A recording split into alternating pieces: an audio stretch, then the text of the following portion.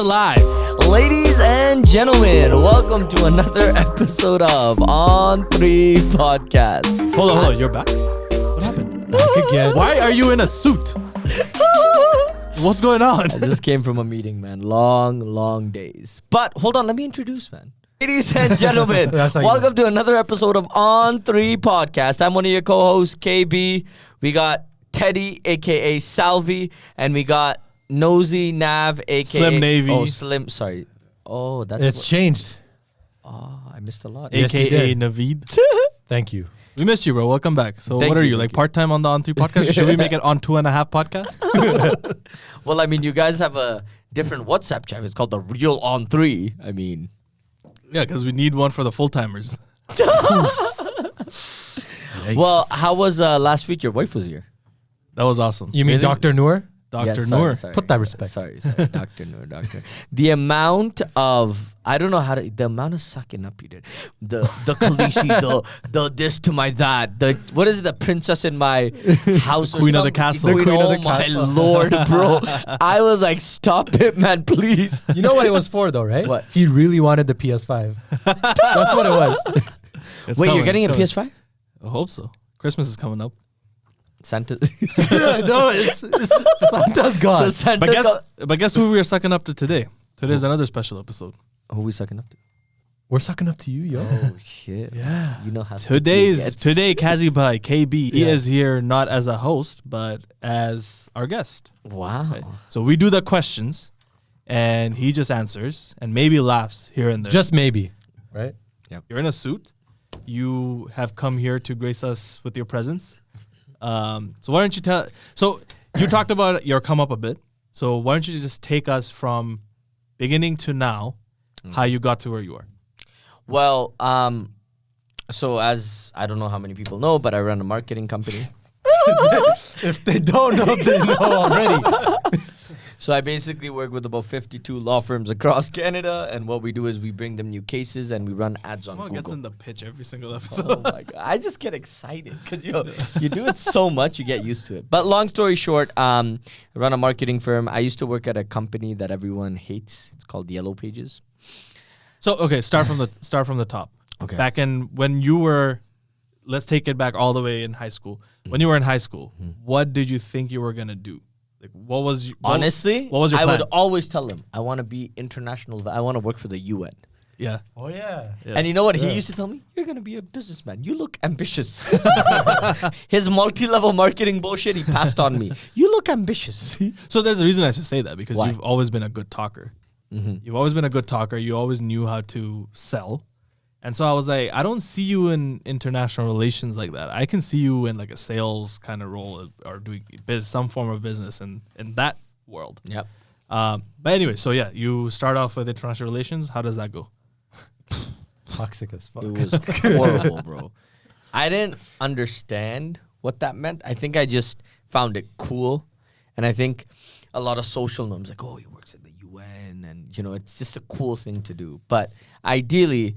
I truly realized my potential when I got my first job at debt collections. Holy snap, that thing was wild. You would call people. So they're in debt collection, by the way. There's three types of collecting of debt. Oh. There's first party, second party, and third party. Yeah. First party is, your bill's 30 days overdue, sir. Just please pay the balance. All of us are probably at some point when... So hold up. What kind of debt collection are we talking? Are you like going beating people up or? Oh, no. does that Have you work? seen me, bro? 5'5" short king, bro. 5'7" short. Am I 5'7"? What am I? 5'8". 5'8". Oh, thank you. You see, look at that. The confidence. He gave me an extra inch. Thank you. Yeah. So, I mean, I would call people and be like, pay your debt. Okay. But here's the thing. There's first party where it's, hey, you're 30 days overdue. There's second party, you're 60 days overdue. But I would call the people, what is credit? They don't believe in it. It's wild. So, like 90 plus overdue. So I'm telling you, some people are like 3 years overdue with Capital One, MasterCard, with American Express, with all the bank, and it's like $30,000. So now you would have to convince these people to A, pay your debt, but you're already in debt for 30 grand and you haven't paid it in 2 years. And then secondly, you would kind of have to put them into an installment plan. So I started doing that, and then I was like, oh shit, I'm good at this. But the problem with certain industries is whoever starts in that industry stays there for years and years and years. And when I was working there, it was horrible working hours, bro. You would work like 12 hours a day, get paid for like 8 hours. I don't know what the fuck happened with the other 4, but they would somehow just make you work all the time. Yeah. And the way that debt collection agency worked is they would buy those files. So let's just say you have a Money Mart or you have debt collection with Cash Money or American Express. They would buy it for a fraction of the cost. And then the debt collection agencies would call you to collect the money. And then they would, so let's just say $100 debt, they'll probably buy for $1. And then they'll try to recoup the other $99. So, but so you were talking to a lot of difficult clients at that time. Absolutely. And so I'm assuming that helped you gain a lot of different skills, right? Yeah. Which is if someone's saying, fuck you, fuck your mom, fuck your cat, fuck your brother, fuck your brother, and fuck your advertiser dollars. When they're doing all that, you're like, sir, you forgot my cousin, but you have $300 with American Express. That's not a payment plan. Yeah. I mean, thick skin, listening. I think I became a very good listener, and I would probably be able to pick up certain cues over the phone. So you'd hear a dog, a cat, a wife, a child, something, and you would really try to level with them because they have no, bro, if you haven't played in 90 days, you haven't paid in 2 years, you're not paying tomorrow. But somehow rationing with someone to make them pay was very interesting. But when I took that and went to B2B, because all that's B2C, which is business to customer. Yeah. But then when I started selling to businesses, oh my God, it was amazingly easy. And again, when you start working at Yellow Pages, you're talking to people that have some form of intellect. You're talking to people that genuinely want a product. And then I was like, oh my God, I'm really good at this. So eventually. But you also worked at a startup for a bit, right? Yeah. Multiple startups, actually. Was that before or after Yellow Pages? I worked for, after Yellow Pages, yeah. After, but listen, if you pull out my sin, I probably got 300 jobs. So I did every job. I did dishwashing. Remember the song Dishwasher? So yeah, I did dishwashing. I did bus bowing. I did selling. I did fucking, what's that thing? At restaurants, serving soup. I did everything under the sun. I worked at the government. There's nothing I didn't do. Damn. But I think I stuck to sales because it's the only job that you actually earn more, other than tipping, being tipped, but you earn more just for doing your job. Yeah. So I could make $150,000, $200,000 a year doing what I'm supposed to do, which is pick up the phone and dial. And you brought them a lot of business too, right? I think especially the startup, I forgot the name of it, but Royalty?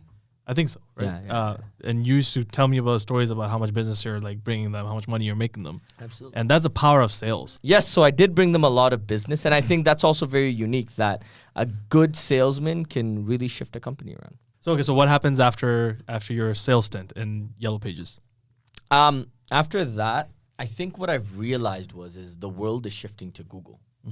And I started noticing, and this is like, I don't know what year it was, but I started, every time I used to call someone, I'd be like, hey, look, if you type in, for example, contractor near me, Yellow Pages shows up. But they don't want to be on Yellow Pages. You know where they want to be on? Google. That's when I decided, I'm like, okay, let me start my own thing. And when hold on. You don't just decide to start your own thing. There's a whole process to it. Okay. So how did the process exactly go? So you were at Yellow Pages. Yeah. I'm assuming you were making good commission. I think about $2,500 a week. That's amazing. So how do you decide from there to leave that, the security of that, to being like, hey, now I'm going to start my own thing when you don't have a client, when you don't have a single idea if this is going to work, when you don't have a single idea if you're even good at running your own company at that point? As you keep on doing this, what ends up happening is I have this thing where it's like, if I can't sell something that genuinely benefits someone, I get bogged.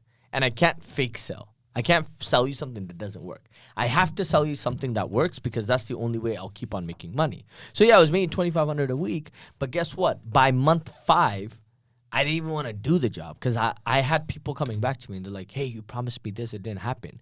And when they train you, they tell you it works. So in my mind, that's the thing about selling. If you believe it, you can sell it. But if you can't believe it, you can't sell it. So I was believing it. But then all my beliefs were a lie. Because now I'm looking at it, I said stuff like, oh yeah, we got 38 people a week looking for a roofer near me. No one was like, one guy, and that was me clicking the roofing ad. looking for a roofer. So then I really got, honestly, I just felt broken. I'm like, yo, I can't sell something unethical. And I think where I had that twitch was I sold this lady a $50 product, and I made like a couple $100 in commission. But I sold it to her, and she's like, this is my last $50. Oh man. Yeah. And that's honestly, till this day, it bugs me because I'm like, I did it for the money, but it wasn't ethical. And obviously, bad karma comes with it. That's one thing about my life. Every time I do something wrong to any extent, bad karma follows. So I sold her something. She's like, hey, this is my last $50. I trust you. And yeah, I signed her up. And then after that, I was like, yeah, that's it. I just got up and left. I literally walked out. I'm like, I can't do this anymore. I think we got to find that woman. And yeah, you can pay it forward. Yeah. Well, I mean, I paid it for other ways. Yeah. But I mean, I literally forget what it was. It's like deleted from my memory. But after that, I was like, that's enough. I can't sell bullshit anymore. So at that point, I was like, okay, I got to figure out this Google thing. And there's many smaller stories like white labeling and this and that and the other. But long story short, I started my own stuff. But when you start a marketing firm, it's wild. My servers got hacked. I didn't understand accounting. I didn't realize how crazy it is to run a business. Because at that point, I was working 3 jobs. I would work on the weekend as a dishwasher. Mm-hmm. Cue the song. And then in the mornings, it was a rotating shift. I would work at a startup as a sales guy. Yeah. And then I would also sell my own thing. So it was horrible. I was like 35 grand in debt. I'm telling you, I was in so much debt at such a young age, bro. Like my interest rate. So who was after your ass? The debt collector. The debt collector called him. Hey, before you say anything, I know the pitch. Oh my God, I had so many bills. I didn't know how to get out of it, man. I was stuck. And I think I went to my mom, and I don't know if I ever told you, but I cried. I'm like, I don't know what to do. I was so fucked. It's tough, man. But I have a question. So you realized you had the skill of selling, mm-hmm. and then you came across tough times in your life. Mm-hmm. What made you keep going instead of just going back and do the easy thing, which is like going back to a sales job? It's really tough to admit, but ego. Yeah. It's hard to admit, but ego. And I think in my mind, if I went back, that's it. I now have to tell myself the truth, which is I failed. And I think that's hard. Honestly, knowing that you failed at it, it's hard. And then living with that.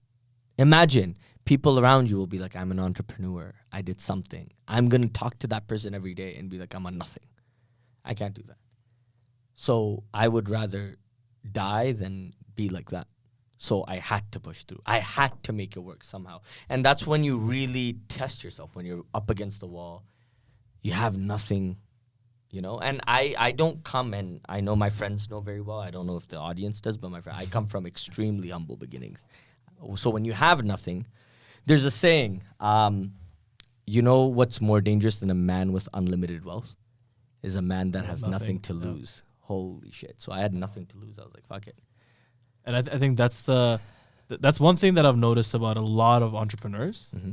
and especially entrepreneurs who make it big, is that like belief in yourself, where it's like, I don't care what happens, I'm gonna make it. No matter how many failures you face, you keep overcoming it and you keep moving forward without quitting. It's scary though. I think you guys, I don't know if you actually understand, but imagine, I think I was making, what is it? $2,000 to $3,000 a month. Which is nothing compared to what you were making before. A month. Yeah. And then at that point, I also left that stack job and I was just dishwashing on the weekends for like $400.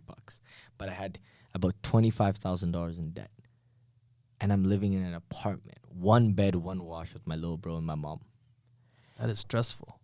Brother, I don't know how. Till this day, and I think that's where also my belief in God exists, or Allah now, is that I'm like, yo, I probably can't do it. I wouldn't be able to do it today. It's scary, man. And alhamdulillah, I live an amazing life now and all the fruitfulness of it, but it's so scary. It's so scary because, dude, you have no money. And you have this thing that you think are going to... Imagine, Indians hacked my server. What do I know about CCA? What do I know about networking? It's wild, man. And people don't give a flying fagazzle about you. It's just you, yourself, and it's a lonely place to be. So how did you turn it around? When you really want something, and if you, I mean, as they say, put it out to the universe or pray, which was my way. What ended up happening is there's one guy that approached me, and he was from India. And his name was Raj, and his boy's name was Ashish. And Ashish called me, and Raj reaches out to me, and I put this thing. So there's a platform that a lot of people know about, but back in the day it wasn't as known. It was called Upwork. And in Upwork, I was posting up this ad because I'm like, I don't know marketing. Till this day, I know marketing very well, but I don't know it to the extent of my employees. So I put it up there, and they reach out to me. They're like, we'll do it for free 30 days. But if we're able to do it, we get all your business. If not, then you part ways. So I did it, and all of a sudden it worked. I'm like, oh shit. And then I realized, I'm like, oh shit, this isn't an individual game. This is a team game. I need executives in each area. So then now I have a team. I got a guy that employs 20 people that does only web design, app development, yada, yada, yada. I got a PPC, Facebook, Instagram. I can sell anything to anyone, and we can deliver at the most affordable pricing on planet Earth. So once I realized that, I'm like, okay, so now I got the team thing figured out. That means I got a solid team. My servers won't be hacked. I'll know how to develop a website. I know all this stuff. Imagine you have a guy that can do anything you want in marketing. So I got that figured out. Now I got to sell. Now here's where people get really effed up with.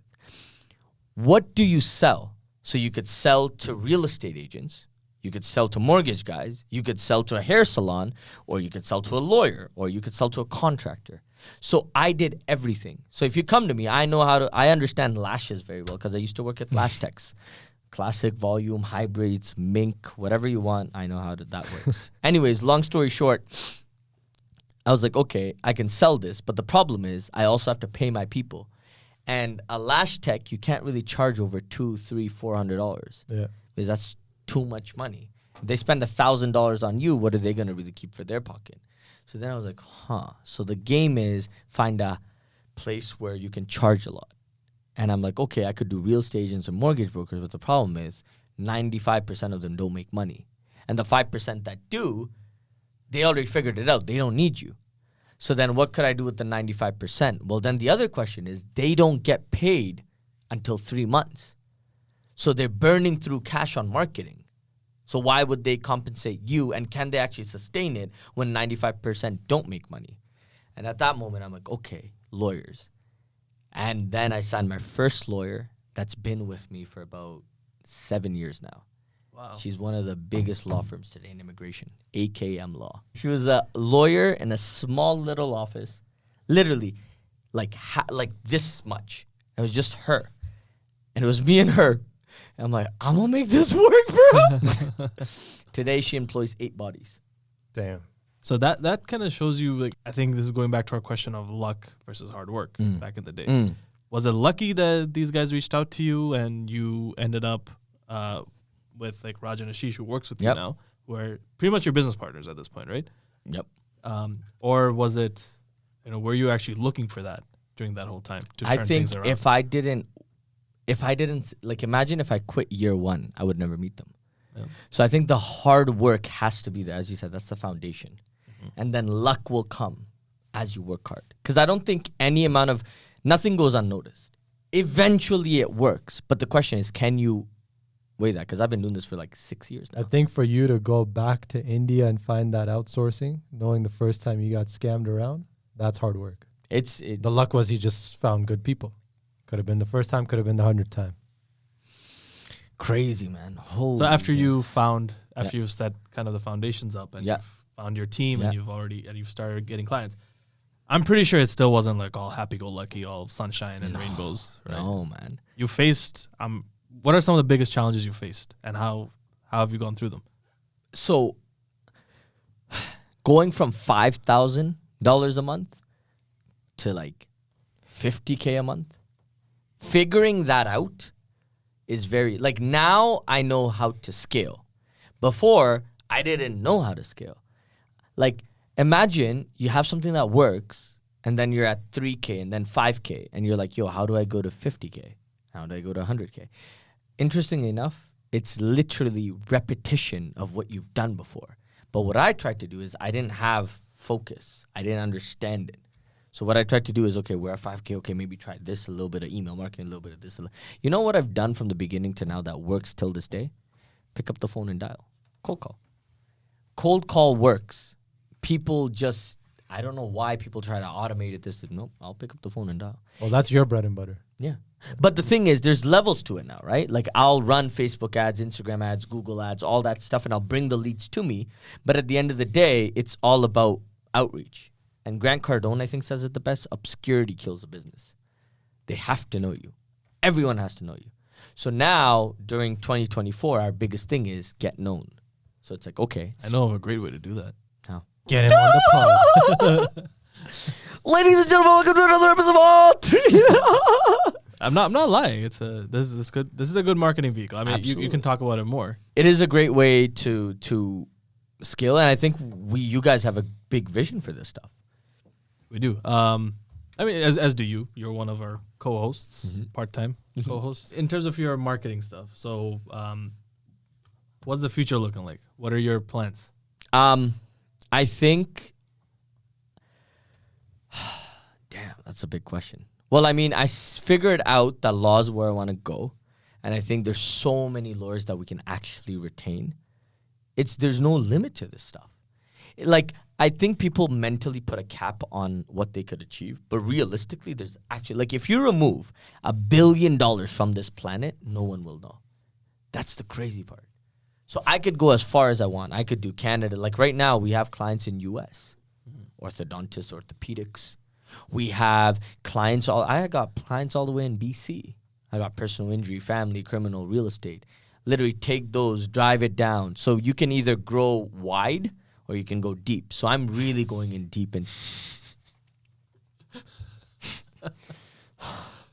brother, you're 20. You're almost a senior citizen. Why does deep? Like the 69 joke from last week. You know, it's half to 69, right? What? Almost 28. I'm kidding. Why is it that the word deep makes you giggle? You're a senior citizen almost. Okay. I apologize. Yeah, so I think the future of what I do is obviously scale. But now what I'm realizing is to add more efficiency, I'm finally going to start advertising my own self now.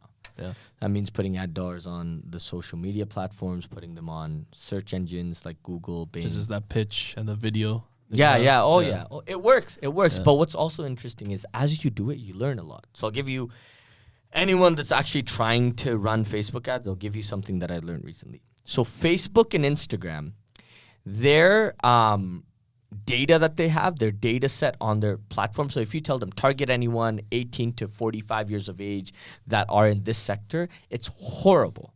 But if you actually go mine your own data and give it to them, such as the name, email, phone number. Like, for example, me, I'm targeting lawyers. I'll find a list of lawyers. I'll give it to Facebook and Instagram, target anyone that has a lookalike or that has their same behavior. Target them. Bang. Then you actually get good quality leads. So I think Facebook and Instagram, if you were to actually take, or Meta, if you were to take data and give it to them, you'll have 10 times better results than if you were to ask them to find you things. So I'm actually interested in this space because I have never actually ran Facebook, Instagram ads for any of my products. Okay. So what products? I used to have an e-commerce store back in the day. I don't know if you remember. The Pikachu. Yeah. The Pokemon. The anime store. Yep. Yep. So I don't think I tried running too many ads there because I wasn't too familiar with that space. Well, it's also copyrighted, I think you said. Yeah, it was also copyrighted. Yeah, so I couldn't run ads. Yeah. But and maybe this is an opportunity for you to also again kind of sell your business a bit. How effective is the digital marketing that you do? So If it comes to service-based, I think we're extremely effective because lead generation via, like, when's the last time you searched something on Google you didn't need? Never. Exactly my point. So now, if you're a criminal lawyer and I get you people that are in need of a criminal lawyer via Google, 95% of the quality is amazing compared to Facebook and Instagram because it's behavior-based. If you like a picture of a house, doesn't mean you need a real estate lawyer, mortgage broker, yada, yada, yada. But if you're searching real estate lawyer near me, then obviously you need a lawyer. I'll bring you the lead. And the way that I do that is obviously optimizations of campaigns, yada, yada, yada. So how effective is it in the service-based industry? I think Google itself, you have to run ads and you will always be profitable. When it comes to SaaS, when it comes to e-commerce stores, social media like Meta ads go insanely well. So I think any good marketing company can get you a 2.5 to 3 times return on your ad spend. So if you spend $100, you'll get anywhere between $250 to $300 back. I don't know if you want to divulge any information on your clients, but how have the feedback been from them? Like, have they grown for using your services? I'm assuming they have because you're doing well, so I'm assuming they're doing well too. Yeah. So they've grown. They've grown very fast, very big. But it's like, think about it like this, and this is very interesting. Imagine you're a lawyer that just started your own practice. How do you get files? I actually do exercises with the employees that I hire sometimes in like certain verticals. I sit them down. I'm like, okay, you are now your own business. Tell me ways without using Google or Meta. Tell me how you're going to grow your company. Well, word of mouth. Okay. But can you actually make a predictable way to grow with that? No. Okay. What else you got? I don't know, handing out flyers. Okay. I'm trying to stay away from digital marketing. Okay. But I'm trying to find other. What else? So handing out flyers, newspaper. Radio. Mm-hmm. Yeah. But nothing's predictable. For example, immigration law, for us, it probably costs us $20 to get a lead. Every 5 leads, you're probably going to retain a client. If you'll probably sell them for $1,500 to $2,500. That's your margin.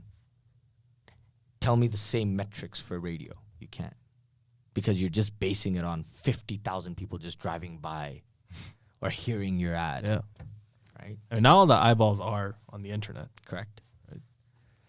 And it's actually scary. So one interesting thing that, I guess it's insider information, but Facebook, do you know after Facebook bought WhatsApp, Meta, and Instagram, obviously we all know that they listen to our phones. If they can hear what you're saying, then they can cater ads to you.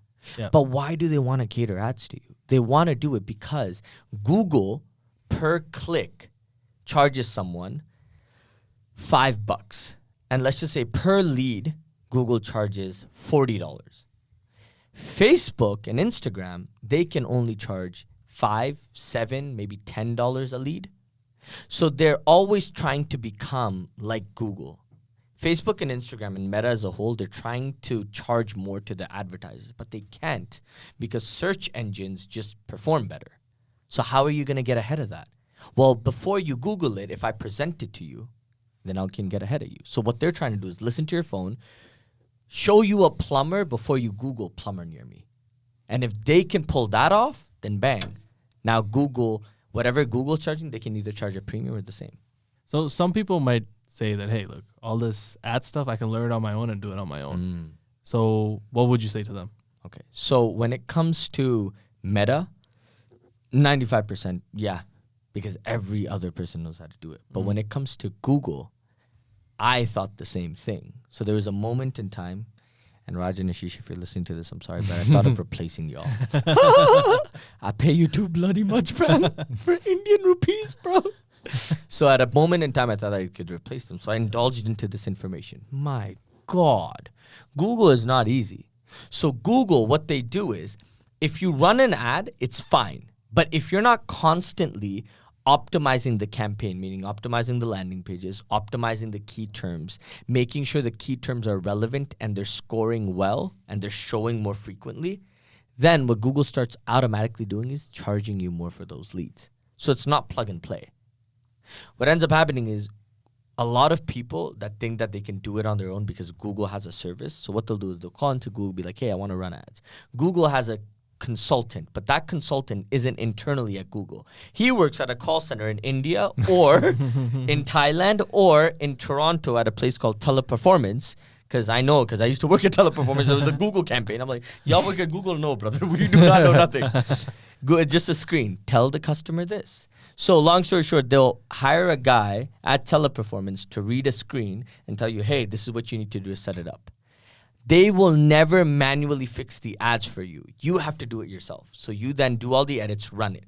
It's a quick cash and grab. So what they do is you spend $500, they run some ads, they'll probably give you 5 calls, they're irrelevant, and then you'll probably stop running ads, and then you'll be like, oh, I don't believe in Google.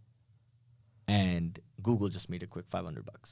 The reason why you need a marketing firm, especially for Google Ads, is because in Google Ads, it takes keyword optimization, it takes landing page optimizations, and most importantly, it takes conversions to actually produce. Compared to Facebook and Instagram, it's very plug and play. And it needs someone experienced to actually know what the flip you're doing. But with Meta, you can go on to YouTube, learn how to run Facebook ads, and it'll work. Very easy. Yes. Sold. How do you market this podcast? Down. No, what we would probably do is take all the viral videos and then run them and actually figure out what our audience is and then start targeting our audience. So when you run these ads, Google or Facebook and Instagram actually tells you precisely who's watching these videos and for how long. And then you can retarget those audience and increase your subscribers and viewers. But then if you get enough of a big data set, then we could take that data set and literally target globally, and we'll automatically have the highest converting ads, as in having more followers, subscribers, et cetera. So Facebook and, Meta would literally tell us anyone between the ages of 18 to 45 that lives in this part of town at this time probably watches your stuff the most. Then I would create a separate campaign for our page and run all these ads and just get people to subscribe. You could organically go. Again, Raj and Ashish, you guys know that stuff. I'm just selling it here. All right, let's try it. All right, so Mr. Marketing 101. Yes, sir. To all the kids out there watching, to all the adults out there watching. Okay. How does one become a great salesman? Volume. Or not even that. What is there to being as a great salesman? Volume. Literally. I didn't believe it. Yeah. But the more you do it, just like you said, discipline, consistency. It's like weightlifting. The more you lift, the whatever you become, it's the same thing. If you do, just imagine this. If you do 1 million calls, you think no one's going to buy your shit? So it's like that. You just have to do the work, which is smile and dial.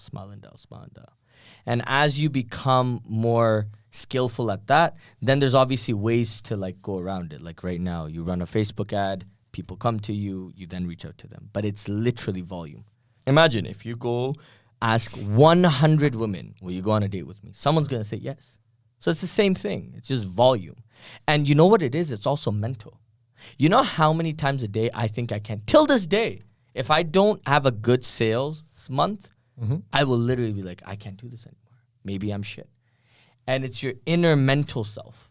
A lot of it's all mentality. I mean, a lot of it's mentality, and I think so. I had very limited experience with sales. I did door-to-door sales. Weren't you there too at that time? Oh, yeah, Why are you always there? So we did door-to-door sales together again when we were 19 years. Well, we did way too much at that age. And then I also worked at a recruitment agency. I also when did you do this? Yes, Huntex. I've had some dark times. Commission-based sales. And then I worked at my university fund trying to get donations. Yes. So that's also a form of sales. And the one thing I learned, again, one thing is extremely hard. It's like the fear of rejection, just like it gets to you sometimes because you're calling all these people. Hey, can you donate $50, $100? Hey, look, we're school alumni. You can do so many great things with the school. Or hey, can you donate to this kid all the way in like a buttfuck of nowhere and help this kid's life out. Yeah. But the amount of rejections you get, and it gets to you, and every single time you get rejected, the next time you're like, oh shit, maybe I'm not gonna do it, and your energy goes down more and more until you just quit at the end of the day. That's basically what I did. I quit because I couldn't handle it. But if you are able to handle it like Kazi and you overcome that, and you just understand that rejection and It's a part of it. and failure is a part of it, part of the road to success, then you, I guess, eventually get good at it. So you're telling us and all the viewers out there that the key trait to being a great salesman is a no quitter mode. Yep. Literally. At any cost. You just do it. Okay, Nike. How does being a good listener play into it? I think what ends up happening is, and I probably mentioned this a couple of times to you, in order to be a good leader, you also have to be a great follower at some point. So I've always been able to take directions and mold very well. Moldability is extremely important in sales. There's a lot of people that stick to their ways and never make it out. But I think when you're a good listener, because people will tell you literally why they don't want to buy. Like when I deal with objections, I know there's probably three. Usually it's three. If you don't want to buy from me, it's people, price, or product. Either you don't trust me, either you don't believe in what I do, or you just don't have the money, right? The price is too high. But people will always say it a different way. So when you listen to it, you can hear it. Like if someone's saying, oh, I got to speak to my wife. Okay, sorry, maybe I don't understand. What do you have to speak about? Usually the price is it's a price thing. Okay, so if I were to do a 50% off, would you do it today? Yeah, okay, let's do it. So it's literally, it's people, price, or product. And some people have fancier ways of saying it. Normally, when my customers tell me it's, let's just say I have to speak to my wife. Usually it's one of three reasons. Price, people, I just get to the point, man. Is it people, price, or product? But, sometimes people try to do that, and people have used that same approach with me. Mm-hmm. But to me, it just always seems like it's some sleazy salesman because I'm like, okay, I've worked in sales. I kind of know some of these tactics. For sure. How do you get around that? Get around creating that impression that you're just a sleazy salesman? You know how you do it? You be so blunt at the beginning and direct. So like with me, when I give these marketing conversations, I'm not shitting with you, bro. I go into Google Ads. I literally look into Google and I tell them everything. There's nothing. I literally tell them this is where we can F up on. This is where, when you are so honest with someone, and I hate lying. I hate lying in sales because at the end of the day, it's my company now. So if I lie to them, a month later, Kazi, you're a liar. Yep. So I try to sell super clean. I know, you want to hear a funny story? Oh my God. So there's this one guy I used to work with. He's deported in India now. Starting off strong. That's the end of he's deported. So this guy, his name's Vivek. This guy used to work at Yellow Pages. So what ended up happening is he was my manager. The man had $250,000 cash in his bank account when I was like 21. I'm 28 now. Yeah. That's the type of money he had. So how old was he? Oh, bro, he was young. He was like 24. Oh, wow. He was young, but 250 cash, bro. Do you understand how much money that is? So anyways, so he had $250,000 cash. Now, my thing was I started off here at Yellow Pages, and as time went on, I slowly started to perform less and less. He being my manager, he's like, yo, let me take you to the side. And in sales, the way that they motivate you is they show you money. I'll give you an example. There's this one guy who wasn't performing in sales. The manager took him to the side. They're like, spend a stupid amount of money on something you don't need. The guy went and bought a Canada Goose jacket for $700. Guess what? Next week, this guy was selling like this. He's like, I need my money back. So same thing. This guy took me to the side, and he's like, look at my bank account. This is my checking account. It was $250K. I'm like, holy fuck, how'd you do it? Da, da, da, da. I leave the job. 6 months later, one of my coworkers reaches out to me, and I still have some good relationships with them. So I message him, and he's like, yo, what's up? He's like, bro, Vivek got fired. I'm like, how did he get fired? Turns out that this guy, he used to call his girlfriend at the time and basically disguise that person as a customer, and he would sell her. And Yellow Pages was all verbal agreements. The following is being recorded by the Yellow Pages group, and you sell them. But here's how they caught him. There's a motherfucking parrot at the back. So each call, there's the same parrot. Fuck.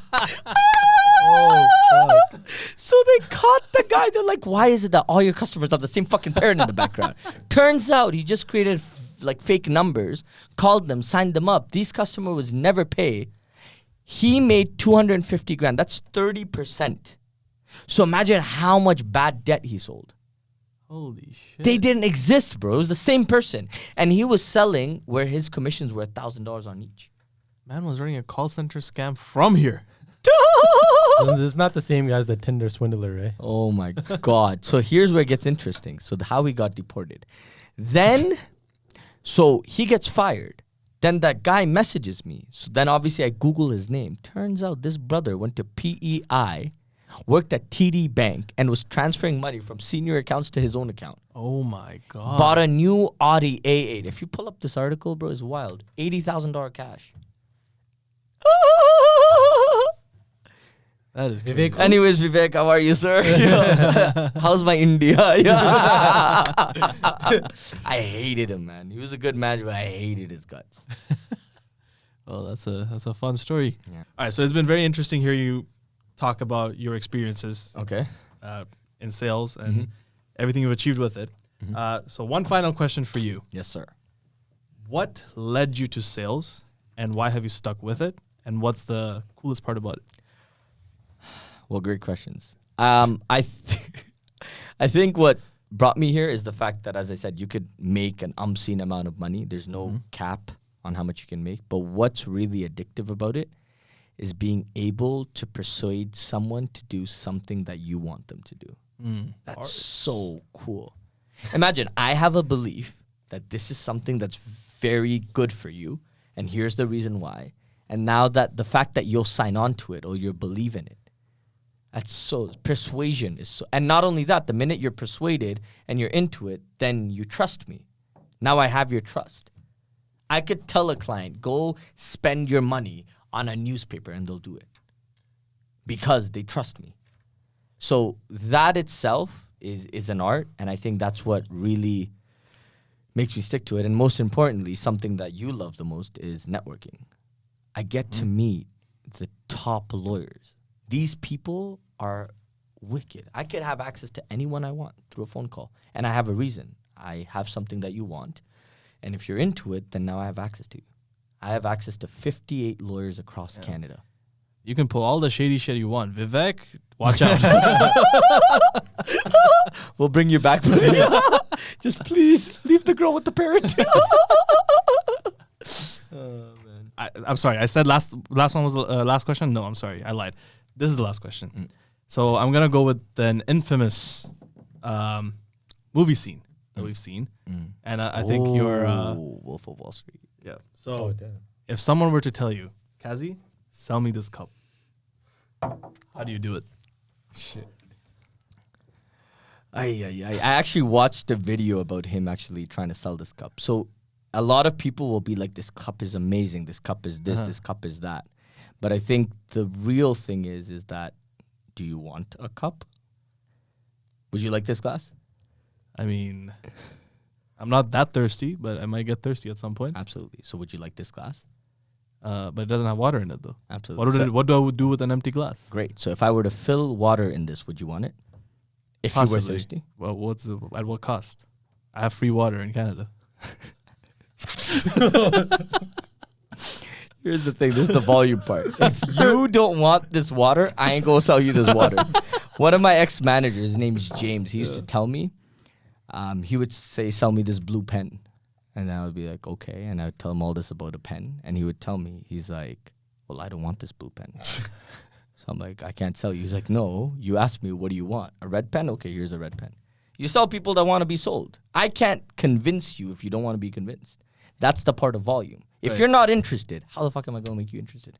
Move on to the next. Exactly. I was the one who wanted the water. So Oh, okay. Would you like water? 100%. There you go. So Bang. Sold.